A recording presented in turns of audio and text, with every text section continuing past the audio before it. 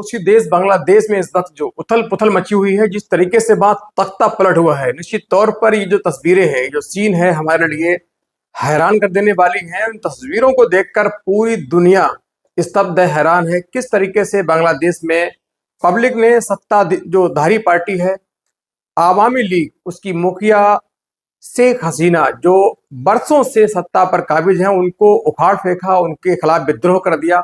उनके लगभग 40 जो पार्टी के पदाधिकारी हैं, मंत्री हैं, उनको मौत के घाट उतार दिया। खुद उनके घर पर उनका जो भवन है, उनका जो भवन है गोनो भवन पर पहुंचकर उस पर कब्जा कर लिया। और आर्मी चीफ ने, जो वहां के आर्मी चीफ हैं बकारुज्जमान, उन्होंने बाकायदा 45 मिनट उनको बचने के लिए, शेख हसीना को बचने के लिए दिए। उसके बाद उन्होंने आर्मी के हेलीकॉप्टर से अपने देश को छोड़ा, तो कहीं न कहीं मुश्किल से उनकी जान बच सकी। बांग्लादेश 1971 में आजाद हुआ था। भारत पाकिस्तान युद्ध के बाद बांग्लादेश की उत्पत्ति हुई 1971 में। बांग्लादेश का जो नक्शा है, वर्ल्ड के जो मानचित्र है, उस पर अंकित हुआ। शेख मुजीबुर रहमान, जिनको बंग बंधु भी कहा जाता है, बांग्लादेश के संस्थापक के रूप में उनका नाम लिया जाता है। जिस तरीके से महात्मा गांधी का हमारे देश में सम्मान है, उसी तरीके से बंग बंधु मुजीबुर रहमान का बांग्लादेश में नाम लिया जाता है। उनकी भी सैकड़ों फीट ऊंची मूर्तियां जिस तरीके से लोगों ने तोड़ी, उनके जो पोस्टर हैं उन पर आपत्तिजनक भद्दे कमेंट किए, उनको लातों से मारा कूटा।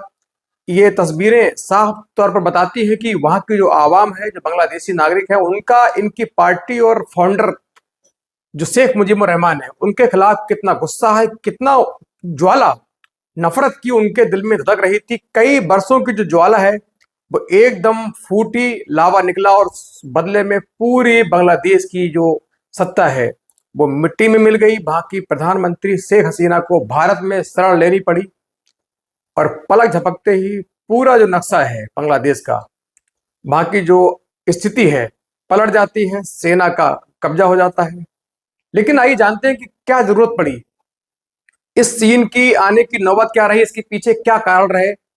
बांग्लादेश वो देश है जो 1971 के बाद ही लगातार विकसित होने, विकास में, अपनी जो पूरी दुनिया में पहचान है बनाने में आगे बढ़ रहा है। उसकी जो आर्थिक व्यवस्था है लगातार आगे बढ़ रही है। जीन्स बनाने की फैक्ट्रियों की बात करें, कपड़े की बात करें, तो सूरत को भी वो मात दे देता है। इकोनॉमी उसकी काफी आगे जा रही है। दवाइयों की बात करें तो लगभग 98% दवाइयों का अपने आप बांग्लादेश में उत्पादन होता है। रेल की बात करें तो उसका जो रेल विभाग है बहुत मजबूत है, मेट्रोज मजबूत हैं। पुल की बात करें तो असंख्य लाखों करोड़ों पुल लगातार वहां की सरकार द्वारा बनाए जा रहे हैं। सड़कों की बात करें, सड़कें भी लगातार 4 लेन 6 लेन सड़कों का भारत की तर्ज पर वहां निर्माण किया जा रहा है। लेकिन फिर क्या जरूरत पड़ी, क्या कारण रहा कि बांग्लादेश में आवाम को सरकार के खिलाफ आकर तख्ता पलट करना पड़ा, और वहां की सेना के हाथ में बांग्लादेश की जो कमान है सौंपनी पड़ी। इसके लिए सबसे पहले चलते हैं 1971 में। 1971 में भारत पाक युद्ध के बाद बांग्लादेश का निर्माण हुआ। शेख मुजीबुर रहमान वहां एक हीरो के तौर पर उभरे। जिस तरीके से भारत में महात्मा गांधी का नाम लिया जाता है, जो मर्तबा, जो सम्मान भारत में महात्मा गांधी को प्राप्त है, वही मर्तबा, वही सम्मान पूरे बांग्लादेश में शेख मुजीबुर रहमान को प्राप्त है। उनको बंग बंधु भी कहा जाता है। उनके नाम से ही बांग्लादेश की उत्पत्ति हुई। बांग्लादेश पूरे दुनिया में 1971 में ये नक्शे में आया, विश्व के नक्शे में 1971 में ये बना। उसके बाद वो पहले बंग बंधु जो शेख मुजीबुर रहमान थे, वहां के पहले राष्ट्रपति बने। अब उनकी जो इस वक्त प्रधानमंत्री जिन्होंने देश छोड़ा है, ये उनकी सगी बेटी है। उनकी बेटी है शेख हसीना। शेख मुजीबुर रहमान की बेटी शेख हसीना ये 15 वर्षों से सत्ता पर काबिज है, लगातार सत्ता कर रही है, राज कर रही है। इन्होंने बांग्लादेश के लिए काफी अच्छे काम भी किए हैं। इंफ्रास्ट्रक्चर हो, बाकी और तमाम जो बिजनेस हो, उसके लिए काफी काम किया है। इकोनॉमी उनकी काफी आगे जा रही है। कपड़े बनाने में ये दुनिया में अच्छे देशों की कैटेगरी में आते हैं। दवाई बनाने में खुद 98% दवाइयां हैं जो अपने आप खुद ये निर्माण करते हैं, बाहर निर्यात भी करते हैं। फिर क्यों आखिर जरूरत पड़ी? दरअसल बांग्लादेश में 30% जो आरक्षण है वो वहां के जो स्वतंत्रता संग्राम सेनानी हैं उनके परिवार के लिए आरक्षित है। नौकरी में, सरकारी नौकरी में तमाम जो सुविधाएं हैं उसमें 30% आरक्षण उनको प्राप्त है, जो जिनके परिवार, जिनके पूर्वज बांग्लादेश के स्वतंत्रता संग्राम में शामिल रहे। उनको मिला, उनके बच्चों को मिला, उनके नाती पोतों को मिला, परपोतों को मिला। 30% जो कोटा है उससे ये हुआ कि बांग्लादेश में बाकी जो आवाम है, पब्लिक है, जो युवा है, उनकी जो काबिलियत है उसको इग्नोर करके इनको बाकायदा 30% आरक्षण मिला। वो जो एक बड़ा युवा वर्ग जो पढ़ने में माहिर, पढ़ने में अच्छे थे, कुशल थे, अच्छी डिग्रियां प्राप्त थे, डिग्री होल्डर थे, लेकिन आरक्षण के चलते उनको नौकरी नहीं मिल रही थी। एक ज्वाला थी जो तमाम लोगों के दिल में धधक रही थी। दूसरी ओर अभी कुछ वर्षों से जो बांग्लादेश की प्रधानमंत्री शेख हसीना, उन्होंने जो मीडिया है उसको पूरी तरीके से अपनी मुट्ठी में कर रखा था। उनका जो सुप्रीम कोर्ट था, इनके हिसाब से फैसले सुनाया करता, जो शेख हसीना ऑर्डर देती उसी के मुताबिक सुप्रीम कोर्ट के जज हैं, जो सीजेआई हैं, वो अपना फैसला सुनाते। वहां के जो टेलीविजन चैनल है, तमाम जो शेख हसीना है इनकी जिहदूरी करते, इनके पैरों में अपने सर को रखते, नतमस्तक होते। जैसी ये खबरें चलवाती वैसी खबरें चलाते, इनकी एक एक खबर को बहुत बड़ा चढ़ाकर दिखाते, तमाम मीडिया में इनकी तारीफ दिखाते कि देश के लिए क्या कर रही है। वहां के जो तमाम दूसरी चीजें हैं, वहां का जो विपक्ष है उसको लगभग खत्म कर दिया, सरकारी मशीनरी को अपने पक्ष में लिया। तमाम जो लोग हैं, उनके अपने परिवार के लोग हैं, अपनी पार्टी के लोग हैं, उनको बड़े मुनाफे के सौदे दिए। तमाम जो डील है, मोटे मोटे ठेके हैं, कॉन्ट्रैक्ट है, तमाम अपनी पार्टी के लोगों को दिए। ये सब चीजें हैं।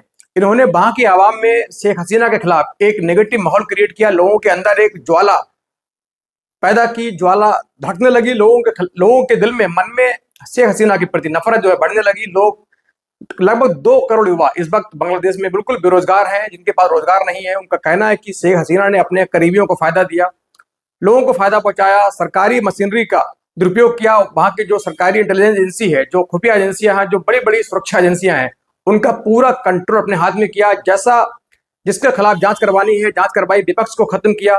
बाकायदा वहां भी इस बार इलेक्शन में 200 के पार के नारे लगाए गए। अब की बार 200 पार, ये नारे बांग्लादेश के जो आम चुनाव थे अभी कुछ महीने पहले संपन्न हुए, उसमें लगाए गए।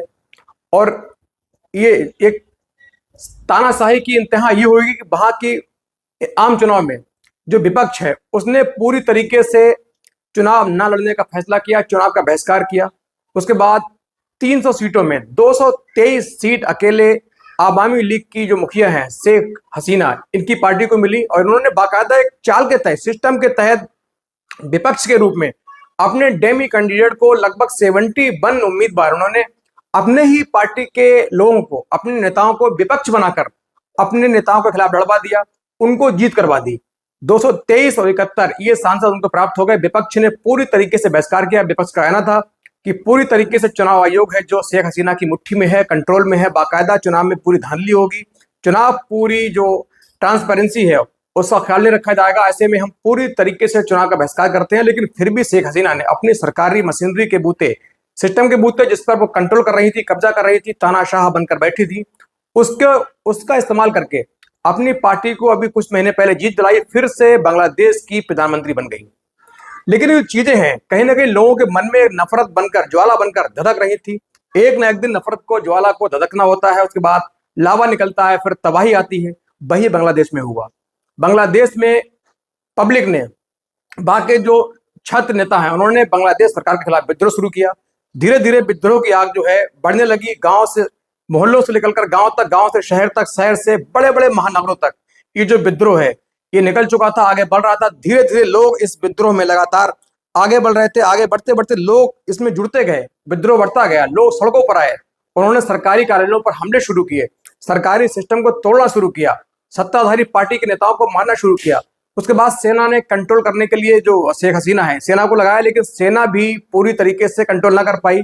लगभग 300 मौतें हो चुकी थी, जिसमें 40 मौतें जो हैं बाकायदा सत्ताधारी पार्टी आवामी लीग की, जो शेख हसीना है, उनकी पार्टी के नेताओं की हुई। 40 नेता उनके मौत के काल में समाये। लगभग 300 इसमें पब्लिक भी उनकी मौत हुई, गोलीबारी हुई, फायरिंग हुई। लेकिन विद्रोह इतना बढ़ चुका था कि पूरे बांग्लादेश में सड़कों पे, हवाई अड्डों पर, रेडियो स्टेशन पर, टेलीविजन चैनल पर, मोहल्लों पर, गलियों पर, सब जगह पब्लिक थी। पब्लिक ने सब जगह को धराशायी कर दिया, चकनाचूर कर दिया। उसके बाद सेना को सीधे रुकने का ऑर्डर दिया गया। लेकिन सेना के जो चीफ हैं, बांग्लादेश आर्मी के चीफ हैं, जिनका नाम है वकारुज्जमान, इन्होंने साफ तौर पर स्थिति को भांपते हुए, मौके की नजाकत को समझते हुए शेख हसीना से स्पष्ट कह दिया कि हम अपनी पब्लिक पर, अपने देश की आवाम पर गोली नहीं चलाएंगे, कोई इनका विरोध नहीं करेंगे, इनको रोकने का प्रयास नहीं करेंगे। और आपके पास मात्र 45 मिनट हैं देश छोड़ने के लिए, उसके बाद हमारी जिम्मेदारी आपकी जान की रक्षा करने की भी नहीं होगी। हम आपको भी बचाने में सक्षम नहीं होंगे। पब्लिक इतनी उग्र हो चुकी है, भीड़ इतनी बदल चुकी है, लगातार जो इनपुट है, सुरक्षा एजेंसियों के जो इनपुट है वो आ रही थी कि बड़ा माहौल बिगड़ने वाला है, सभी नेताओं की जो है हत्या होने वाली है, शेख हसीना की भी जान खतरे में है। लिहाजा आर्मी चीफ ने सीधे तौर पर कहा कि आपको तुरंत देश को छोड़ देना चाहिए, आपको 45 मिनट का समय दिया जाता है। उसके बाद शेख हसीना ने आर्मी के हेलीकॉप्टर से सीधे इंडिया आई, वहां से सीधे दिल्ली पहुंची। अब वहां पूरी तरीके से जो सत्ता है वो आर्मी चीफ के कब्जे में है, सेना के कब्जे में। सेना पूरी तरीके से वहां अपने कब्जे में लेकर काम कर रही है। सेना ने पूरी तरह सड़कों पर है, तमाम जो ऑफिस है वो सेना ने अपने कब्जे में ली है। सेना का जो आवाम है उससे कहना है कि आपकी जो मांगे हैं पूरी की जाएंगी, बांग्लादेश में पूरी तरीके से शांति बहाल की जाए। आप अपना आंदोलन जो है, जो हिंसा है, इसको रोकिए, वापस करिए, अपने घर जाइए। हम पूरी तरीके से आपको फिर से पहले की तरह मजबूत और सुदृढ़ बांग्लादेश देंगे, जिसमें आपके लिए नौकरियां होंगी, सुनहरा बांग्लादेश होगा, कोई पक्षपात नहीं होगा, कोई बहुत बड़ा जातिगण या जनगण जाति का ये आरक्षण का मुद्दा नहीं होगा। अब लेकिन देखने वाली बात यह है कि कितनी जल्दी हमारा पड़ोसी देश फिर से लोकतांत्रिक पटरी पर पहुंचेगा, वहां शांति व्यवस्था कायम होगी।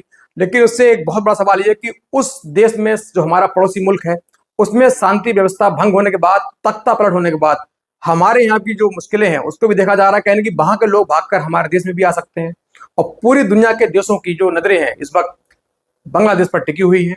और बहुत जल्द ही पूरी दुनिया को ये उम्मीद है कि जल्द ही सेना के कब्जे में आने के बाद बांग्लादेश की जो कानून व्यवस्था है, जो वहां की सत्ता है, वो सही तरीके से जो लोकतंत्र है मजबूत होगा। फिर से पहले की तरह उन लोगों का जो आवाम का जीवन है वो पटरी पर लौटने लगेगा।